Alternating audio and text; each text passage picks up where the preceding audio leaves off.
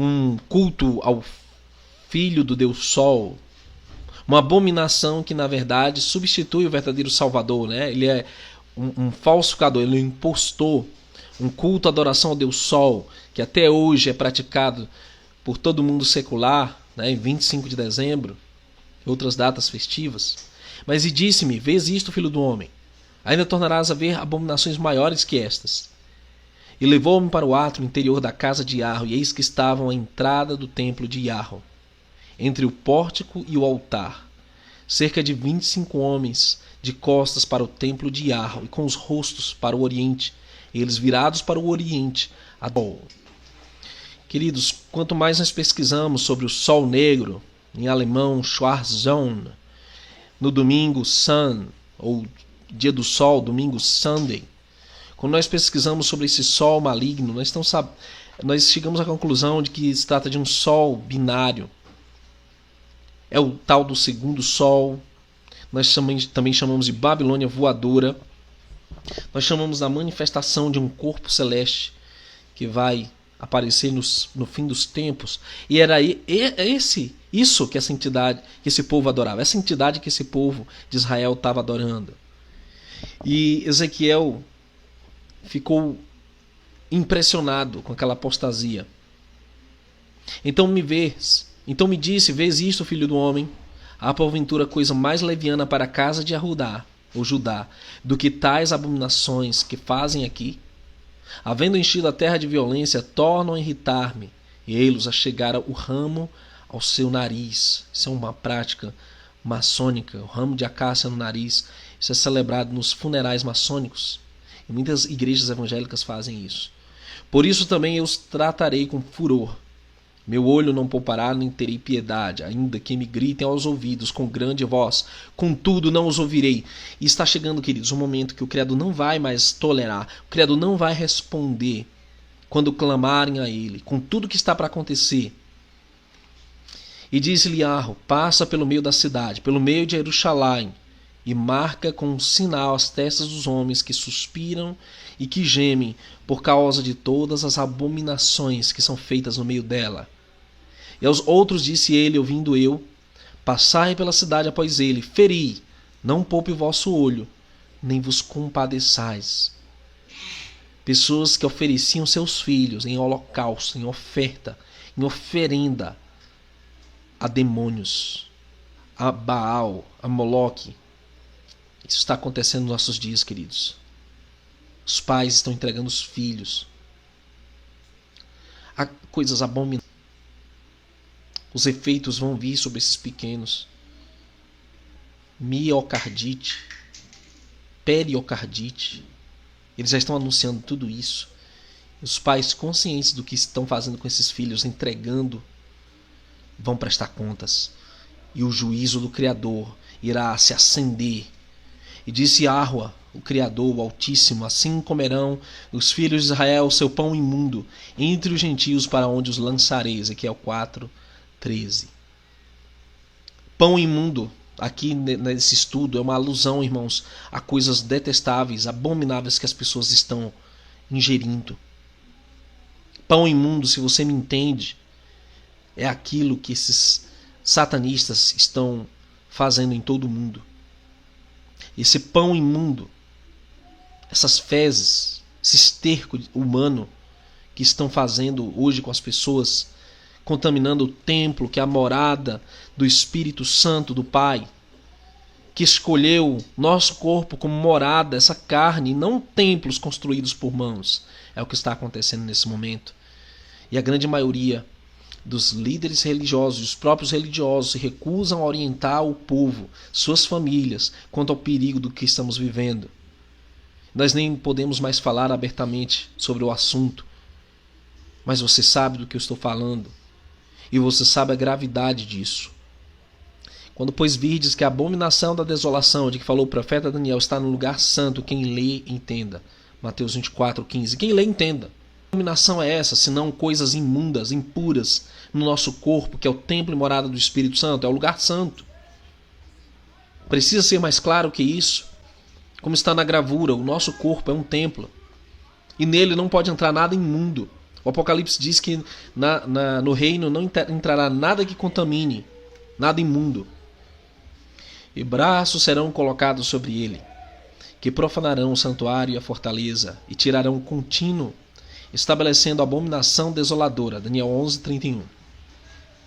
Então, quando eles colocarem algo imundo, e você viu aquela substância preta, aquela gosma preta lá, black goo, matéria escura, vindo dos infernos, as profundezas, quando eles colocarem aquilo em todo mundo, então, meus irmãos, você sabe que chegou a abominação desoladora. Daniel 11:31. Estendeu o adversário a sua mão a todas as coisas mais preciosas, pois viu entrar no seu santuário as nações acerca das quais mandaste que não entrassem na tua congregação. Lamentações 1:10. Uma das coisas sobre a nova ordem mundial, o engano do anti-messias, a nova era de Aquário, né, do movimento Nova Era e seus adeptos cristãos até, é que isso é tudo comparado ao tempo em que eles colocavam estrangeiros no meio do povo do Eterno, no povo santo, na cidade santa, dentro do santuário, com práticas imundas, como bebiam sangue, como praticavam relações sexuais ilícitas, como eles profanavam seus corpos com cortes e com símbolos que eram culto a demônios, com idolatrias e tantas outras abominações. Instrução nos orienta que são abominações. É só ler lá, Levítico 18, Levítico 11, está tudo lá, meus irmãos. Isso é comparado também nos dias de hoje com o que está acontecendo desde o tempo em que o contínuo for tirado e posta a abominação desoladora, haverá 1290 dias. Daniel 12:11 fala do tempo, o período da grande tribulação. Não são 7 anos, são 3 anos e meio. Mas aqui ele fala de 30 dias a mais, porque é o tempo em que a abominação chegar nos corpos humanos. É o tempo em que a abominação for implantada. 30 dias e então a grande tribulação. Estão aí os aparatos da besta sendo apoiados e até encorajados por infiltrados do sistema no YouTube, por líderes falsos e cegos religiosos, por todo um sistema maligno que está aí para enganar, para destruir. Mas você não precisa ser enganado, você não precisa ser destruído, você não precisa incorrer nas consequências que virão sobre aqueles que transgredirem os mandamentos do Pai. Daniel 9:27 diz que sobre as asas das abominações virá o assolador. Esse é o antimessias. E isso até a consumação. E o que está determinado será derramado sobre o assolador. Quando você olha cuidadosamente em Apocalipse 13, você vai ver que o falso profeta ele chega antes do antimessias. Ele prepara o terreno, ele estabelece o culto, ele estabelece ali as medidas draconianas, obrigando as pessoas de todo o mundo a adorarem, a receberem a marca, o nome e o número da besta. O antimessias chega depois de tudo isso, já com tudo pronto. É simples. O assolador virá sobre a asa das abominações. E as abominações já estão aqui. Tudo está pronto para a chegada do assolador. As pessoas têm que entender que nós já estamos nos tempos proféticos e que as abominações já estão aqui. Desde 2020 para cá, essas abominações têm sido colocadas uma após a outra e o mundo está seguindo isso. Ninguém de maneira alguma vos engane, porque não será assim, sem que antes venha a apostasia e se manifeste um homem do pecado, filho da perdição, o qual se opõe e se levanta contra tudo que se chama Deus ou se adora, de sorte que ele se assentará como Deus no templo do Criador, querendo parecer o Criador. 2 Tessalonicenses 2, 3-4.